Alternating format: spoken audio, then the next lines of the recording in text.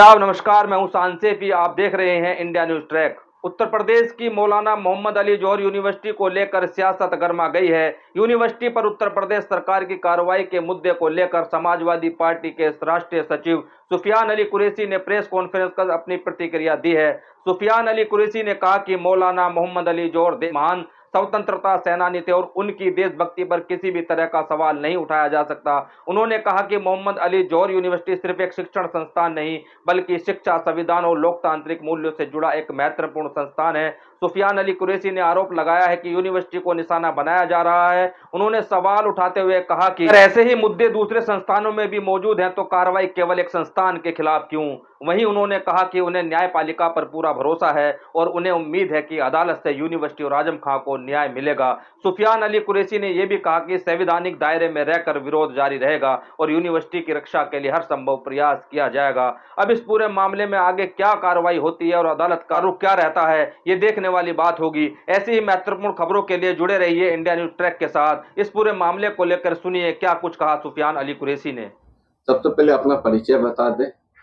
मेरा नाम सुफियान अली कुरैशी है और मैं समाजवादी पार्टी का राष्ट्रीय सचिव हूँ।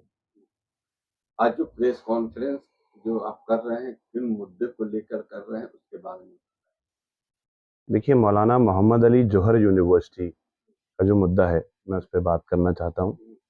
मौलाना मोहम्मद अली जौहर यूनिवर्सिटी, जिस शख्सियत के नाम पर ये यूनिवर्सिटी का नाम रखा गया है, मौलाना मोहम्मद अली जौहर साहब, वो इस देश के जंग आज़ादी के एक बहुत बड़े स्वतंत्र सेनानी थे। उन्होंने खिलाफत आंदोलन की शुरुआत की थी और उनके साथ उनके भाई शौकत अली साहब और उनकी वालदा बी अम्मा भी मौजूद थी और उस खिलाफत को मोहम्मद अली जौहर साहब और गांधी जी लीड कर रहे थे। ये वो वक्त था जब इस मुल्क की जंग आज़ादी की लड़ाई कमज़ोर हो रही थी। तब उन्होंने खिलाफत मूवमेंट का आगाज़ किया और उसके बाद तमाम तहरीकें शुरू हुई, नॉन कॉरपोरेशन मूवमेंट और तमाम तहरीकों का आगाज़ हुआ। उनकी अजमत का अगर हमें अंदाज़ा लगाना है उनके क़द का, तो उनका कद ये था कि जब वो ऑल इंडिया प्रेसिडेंट थे कांग्रेस पार्टी के, तो पंडित जवाहरलाल नेहरू साहब जो थे वो उनके जनरल सेक्रेटरी हुआ करते थे। मौलाना मोहम्मद अली जौहर यूनिवर्सिटी का असली क्रेडिट अगर किसी को जाता है तो मरहूम जनाब मुलायम सिंह यादव जी को जाता है। मरहूम ने अपने खूने दिल का चिराग जलाकर उस यूनिवर्सिटी को बनाया था और मोहतरम आजम खान साहब ने अपने खूने जिगर से उसमें रंग भरने का काम किया। अपना खून, पसीना, मेहनत, अपनी जिंदगी, अपना मकसद उस यूनिवर्सिटी को बना दिया।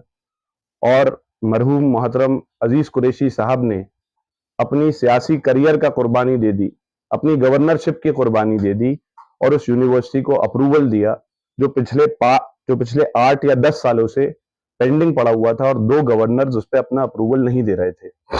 ये बात है अजीज कुरैशी साहब को जब 2012 में अपॉइंट किया गया उत्तराखंड का गवर्नर। वो कांग्रेसमैन थे, हमेशा से वो आखिरी उनकी जो सांसें थी वो भी एज अ कांग्रेसमैन गुजरी और 2012 में उन्हें अपॉइंट किया गया, उत्तराखंड का गवर्नर बनाया गया। वक्त ने करवट ली, 2014 में नरेंद्र मोदी साहब हुकूमत में आ गए, उनकी सरकार बन गई और उस हुकूमत में ने सबसे पहला जो काम किया वो ये काम किया कि वो तमाम सूबों के गवर्नरों को हटाना शुरू किया। तो उसकी शुरुआत उन्होंने गुजरात की लेडी गवर्नर से की थी। ये कारवां आगे बढ़ा और ये कारवां जब पहुंचा उत्तराखंड तक तो हमें ये उम्मीद थी कि हटाया जाएगा सबको, लेकिन बड़ी हैरत की बात थी कि उत्तराखंड के गवर्नरशिप से उन्हें हटाने के बजाय उन्हें उत्तराखंड के साथ साथ उत्तर प्रदेश का भी गवर्नर बना दिया गया। ये एक पैगाम था, एक दोस्ती का हाथ था जो आगे बढ़ाया था मरकजी हुकूमत ने कि आप हमारे साथ मिलकर काम करें। जब अजीज कुरैशी साहब उत्तर प्रदेश के राजभवन पहुंचे तो वहां पहुंचकर उनको एक ऐसी फाइल मिली जो कई सालों से राजभवन के दफ्तर में धूल खा रही थी। अजीज कुरैशी साहब ने उस फाइल पर जमी हुई धूल को साफ किया, उसे पढ़ा और उसे पढ़ने के बाद यह फैसला किया कि मैं इस फाइल को अपना अप्रूवल देने जा रहा हूं। आज हम उस फाइल को मौलाना मोहम्मद अली जौहर यूनिवर्सिटी के नाम से जानते हैं। जब वो ये सब चल रहा था राजभवन में, उन्होंने एडवोकेट जनरल को बुलाया, तमाम लीगल टीम्स को बुलाया, तो किसी तरह जो ये खबर जो थी वो प्राइम मिनिस्टर के ऑफिस तक पहुंच गई और उसके कुछ वक्त बाद होम सेक्रेटरी अनिल गोस्वामी साहब हुआ करते थे उस वक्त।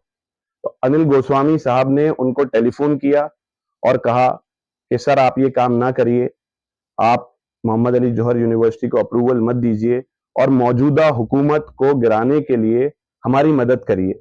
हम चाहते हैं कि आप ये जब हमारा काम करेंगे, आपको हम आपका 2 साल का टर्म बचा है गवर्नर का, जब आपका ये टर्म खत्म हो जाएगा हम आपको दोबारा गवर्नर उत्तर प्रदेश का बना देंगे और आने वाले वक्त में ये लोग आपको वाइस प्रेसिडेंट और प्रेसिडेंट का पद जो है वो ऑफर कर रहे हैं।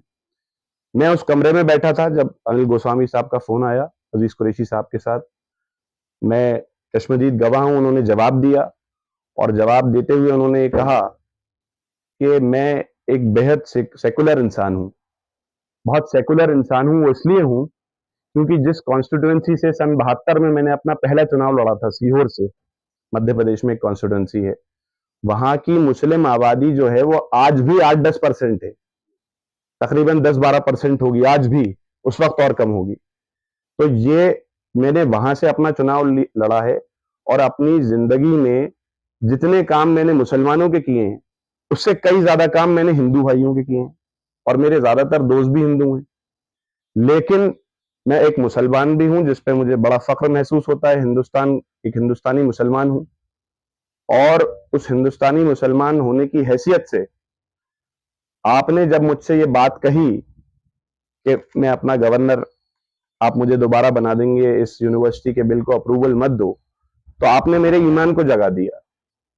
मैं एक गुनहगार मुसलमान हूं क्योंकि मैं बहुत पाबंदी से नमाज रोजा नहीं करता, लेकिन ये रमजानों का मुबारक महीना चल रहा है और परसों अलविदा जुमे का दिन है। मैं अलविदा जुमे का रोजा रख के जुमे की नमाज पढ़कर मोहम्मद अली जौहर यूनिवर्सिटी के फाइल को अप्रूवल देने जा रहा हूं। तुम अपने आकाओं से कह दो कि मुझे उससे पहले निकाल सकते हो तो निकालने का काम कर दो। और फिर यही हुआ, उन्होंने उस फाइल को अपना अप्रूवल दिया और उसके बाद उन्हें मिजोरम भेज दिया गया और उसके 2-3 महीने बाद उन्हें हटा दिया गया। तो ये आज मौजूदा सरकार ये बात करती है या एक फरमान जारी करती है कि 40 में से 48 जो इमारतें हैं उसको जमींदोज कर देगी। हाँ, 38।